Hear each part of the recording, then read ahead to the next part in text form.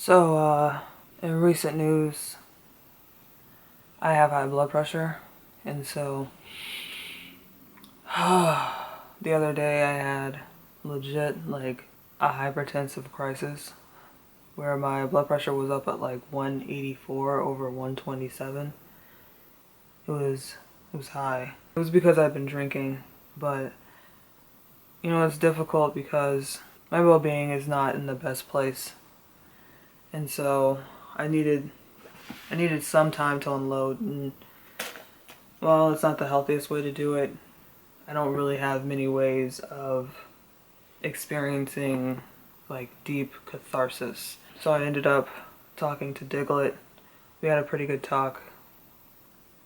Got a lot of stuff out and did it in a manner that was constructive. Because I'm constructive when I'm drunk. But yeah, I have high blood pressure, and I have a family history. My dad has it. I'm thinking mostly it's from stress, because I can't fucking manage my stress. I cannot do it. I don't eat crazy. I never go out to eat. Like, I don't do fast food. I don't do restaurants. I don't drink soda. I don't drink juice. It's literally, I only drink water. Fruits and vegetables. I exercise. And so that kind of only really leaves stress and heredity, which I got both. The other day, I was talking to Diglett, and we were talking about trauma, and it's just always really interesting how from person to person the experience of trauma is so varied. It's very different. And even from situation to situation, for a single person, the way that trauma affects them and the way that they act is different. And I just always find it interesting, like, that's the way it is. Because I was looking up stuff about it. I can't remember exactly the verbiage, like the vocab words. But you have people who are primarily fight, you have people who are primarily flight, and then you have people that are freeze.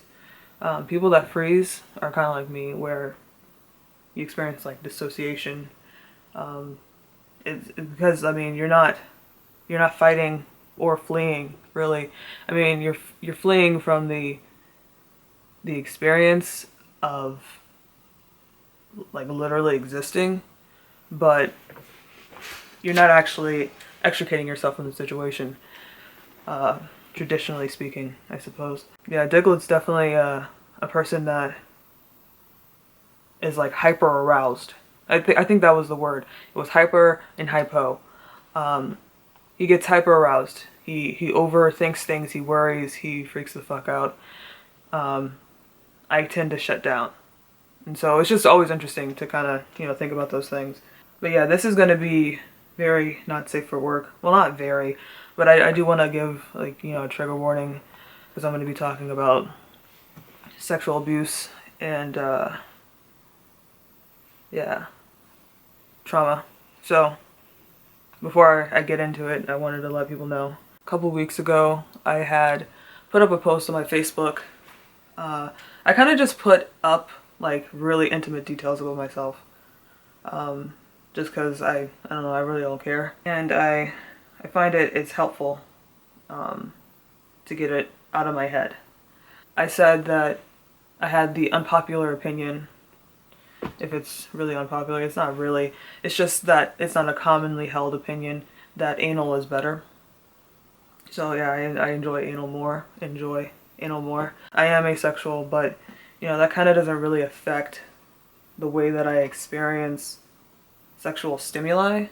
It affects my behaviors, but not really my physiology. It doesn't affect like how my body reacts to things. And so I am able to discern that I am sexually aroused by different stimuli. Whether or not I want to be, whether or not I want to engage in those things is totally different from, how my body just naturally responds. But I said that I prefer anal. And I got a, list of people saying different things about it. But one of my Facebook friends was like, why? And I actually had never put a whole lot of thought into the why. Thought about it for a second, and I think it's a combination of just genuinely enjoying the stimulation, along with sexual abuse and the trauma that lies within that, and dysphoria. And I think the dysphoria is kind of a combination of the trauma along with just regular dysphoria issues that, the run-of-the-mill stuff. When I was younger, I was sexually abused by people I considered friends, family, unilaterally male, and it was always vaginal. And so I think that's the reason. And some people gravitate towards the trauma that they've had. Other people, draw away from it.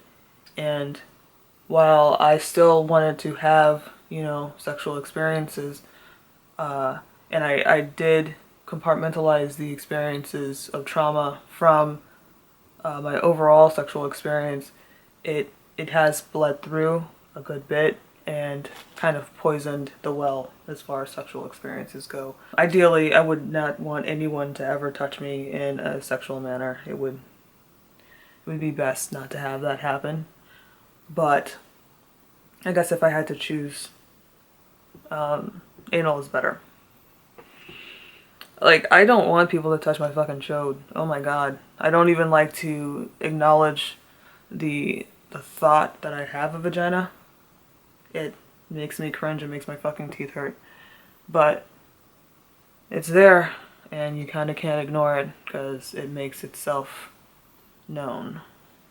But yeah, I just thought it was interesting because a lot of people like to attribute the things that come naturally to them as nature, but a lot of things are learned, a lot of things are nurture, a lot of things are based on experiences that you've had in the past, whether they're traumas or just, regular experiences or, good things happening. A lot of the things that you kind of attribute to or just write off as being, just your natural response are responses based a lot on your past experiences. And so, yeah, that's one of them for me.